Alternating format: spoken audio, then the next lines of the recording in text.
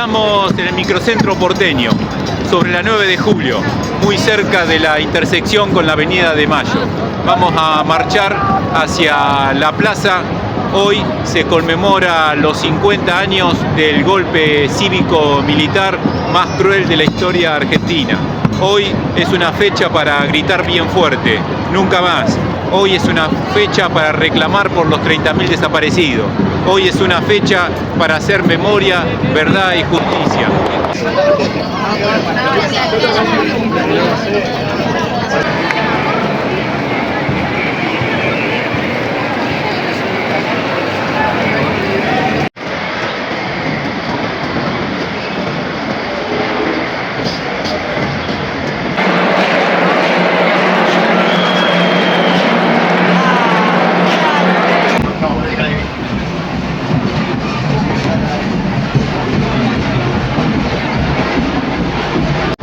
Estamos casi en la esquina de la intersección de la Avenida de Mayo con la 9 de julio. Detrás de mí pueden ver el edificio más odiado por los gorilas, por los antiperonistas, por los fachos de derecha que se irritan a ver el perfil de Evita sobre uno de los laterales de lo que fue el edificio de obras públicas, actual edificio de acción social o de capital humano. Está entre la calle Belgrano y la calle Moreno.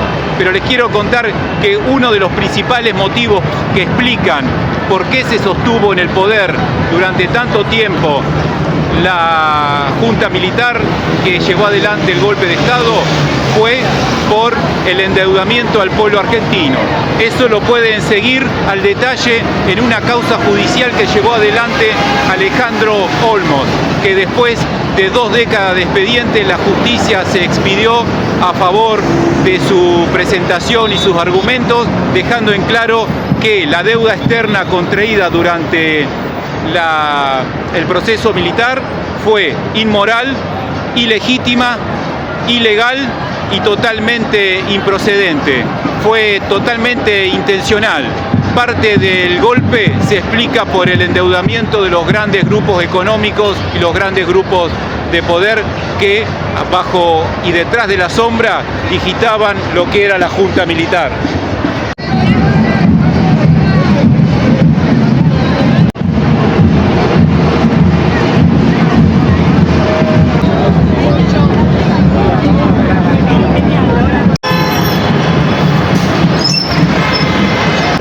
Si querés saber qué pasó con esa deuda externa contraída entre privados durante el gobierno militar, tenés que buscar información sobre Domingo Cavallo, quien era el presidente del Banco Central, y antes de la entrega del poder, los militares se aseguraron que esa deuda contraída entre privados pase a manos del Estado argentino para tratar de proteger al sistema financiero y tratar de que el sistema bancario argentino no colapse.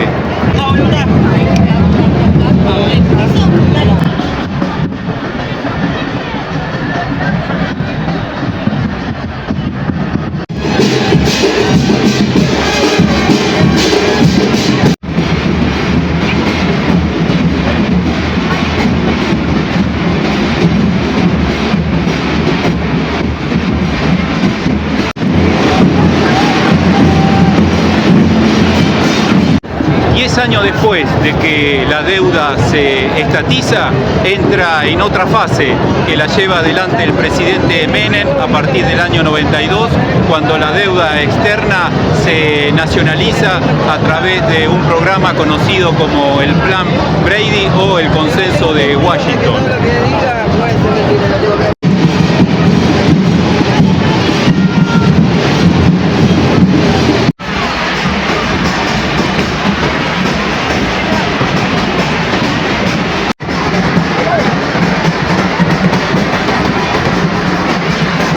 En los últimos días volvió el debate acerca de la cantidad exacta de desaparecidos.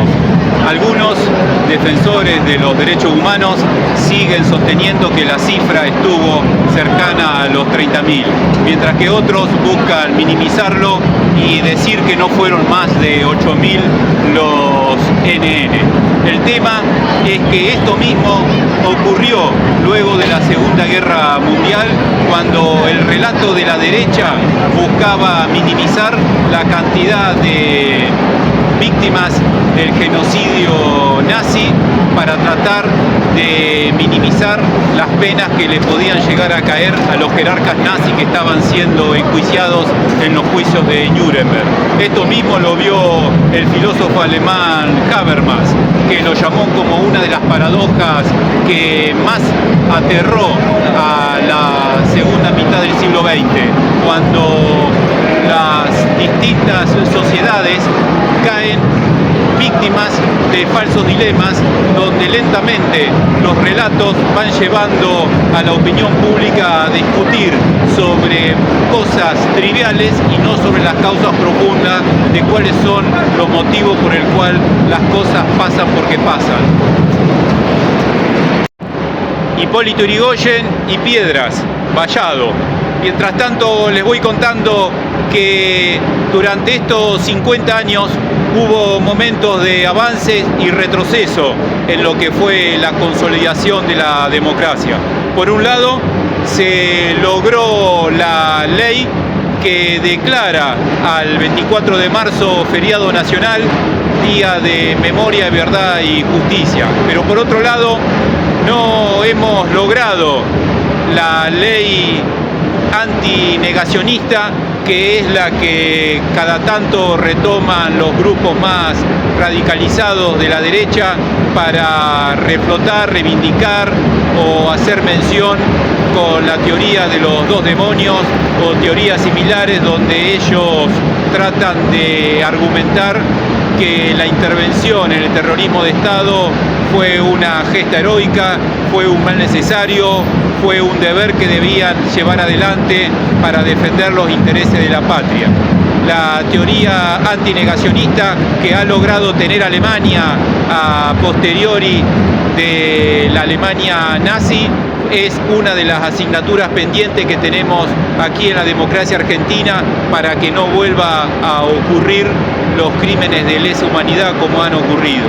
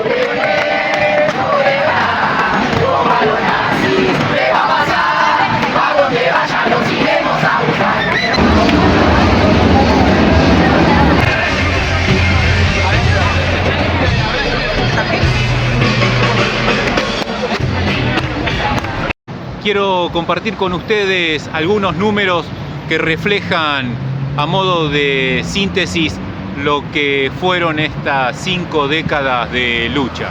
140 nietos que han recuperado su identidad, que han recuperado sus raíces, que han por fin logrado reencontrarse con su pasado gracias a la gestión interminable, infatigable, indomable de las abuelas de Plaza de Mayo.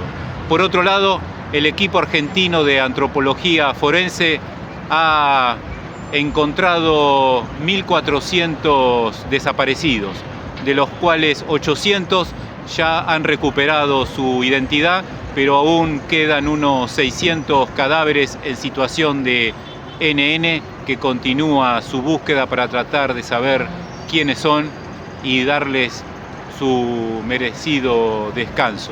Y por otro lado, 1.200 encarcelados por juicios de lesa humanidad, genocidas que luego del recupero de la democracia fueron buscados, enjuiciados y condenados por los crímenes cometidos. Insisto, son números que por un lado marcan grandes logros, pero por otro lado nos marcan que todavía aún quedan muchas cosas por seguir trabajando. A levantar los pañuelos, a levantar los rostros de los desaparecidos.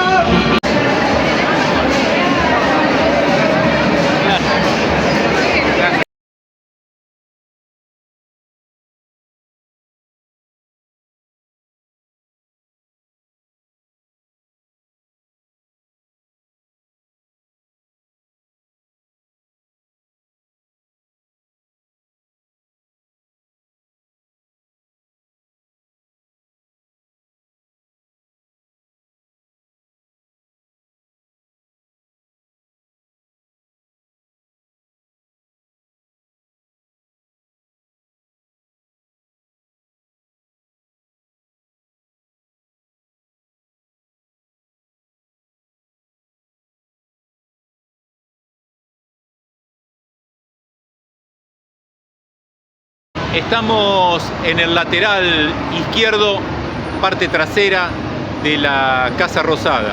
Detrás de mí, el edificio del Ministerio de Economía. Edificio que aún conserva en su fachada principal el impacto de cañonazos cuando el gobierno militar quiso derrocar a Perón en junio del 55. 2 veces atacaron a Buenos Aires en toda su historia.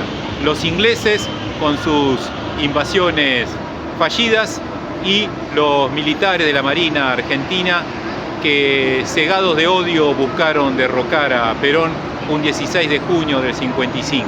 ¿Por qué les cuento esto? Porque fue el primer ensayo de un modelo neoliberal llevado adelante por el entonces Álvaro Alzogaray. Luego vendría el plan neoliberal mucho más organizado, que fue el que llevó adelante Martínez de Oz. Luego vendría el modelo neoliberal de Menem en los 90, de la Rúa en el 2001, siguieron con Macri y el actual modelo neoliberal de Milei. Esa es una de las asignaturas pendientes o inexplicables que tenemos en la historia argentina. ¿Cómo es posible que volvamos a reincidir en modelos económicos que lo único que hacen es concentrar riqueza, atacar lo que es la distribución del ingreso, avanzar sobre las privatizaciones, desmantelar lo poco que queda del estado de bienestar, generar endeudamiento, desocupación y efectivamente detrás de esas promesas de crecimiento económico a lo largo de la historia podemos ver que los ciclos económicos de crecimiento no efectivamente coinciden con los modelos neoliberales. Quizás alguien tenga la respuesta. Yo he leído muchos marxistas que han interpretado la dialéctica hegeliana para tratar de explicar qué es lo que nos está pasando, pero no logran darle explicación a todo lo ocurrido. Es uno de los principales misterios de la historia argentina, la reincidencia en modelos económicos que no solo nos empobrecen, sino que nos excluyen, nos dejan al borde de la desocupación, avanza la miseria, la pobreza y lamentablemente el endeudamiento.